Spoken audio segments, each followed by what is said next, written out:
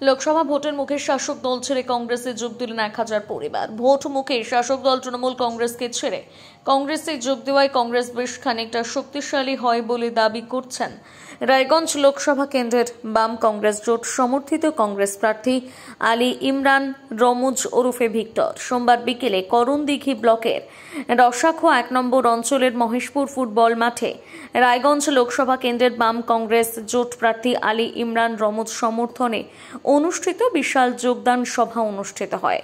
এই সভায় উপস্থিত ছিলেন কংগ্রেসের পশ্চিমবঙ্গের প্রদেশ কংগ্রেস সদস্য আবু বাকার, করণদিঘি ব্লকের ব্লক সভাপতি হাজি সাহাবুদ্দিন সহ অন্যান্য কংগ্রেস নেতৃত্ব। এদিনের সভায় রায়গঞ্জ লোকসভা কেন্দ্রের বাম কংগ্রেস জোট প্রার্থী আলী ইমরান রমুজ ওরফে ভিক্টর হাত ধরে প্রায় 1000-এর মতন পরিবার যোগদান করেন।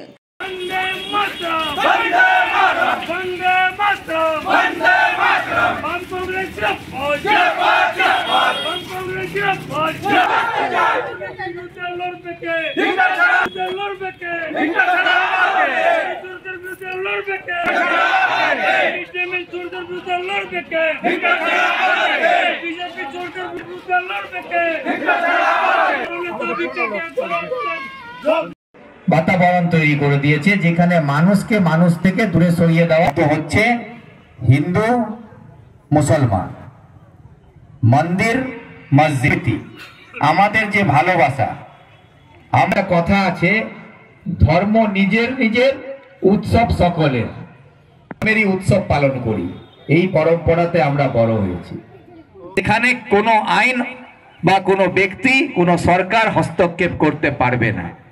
এটা সম্ভব হচ্ছে যে কন্যাকুমারী থেকে কাশ্মীর, মণিপুর থেকে যদি রক্ষা করতে হয়, দেশের সংবিধানকে যদি রক্ষা করতে হয়, তো মানুষের জন্যই ভারত জোড়োর ডাক দিয়েছিলেন। আর সেই ডাকে কি রাহুল গান্ধীর ভারত জোড়ো যাত্রাতে পুরো দেশ যুক্ত হয়ে গেছে। তারা যে চিন্তা ভাবনা করে মানুষের মধ্যে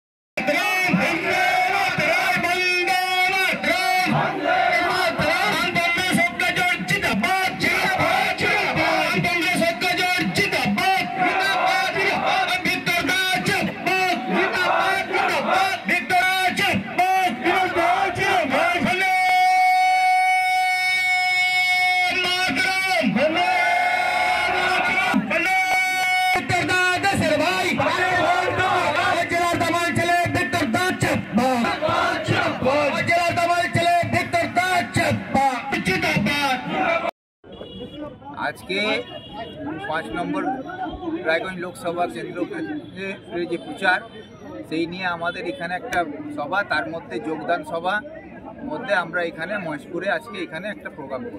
কতজন যোগদান করলো, কোন কোন দল থেকে? আজকে যারা দল যোগদান করেছেন সবাই শাসক দল থেকে, তৃণমূল দল থেকে এখানে যোগদান করেছেন।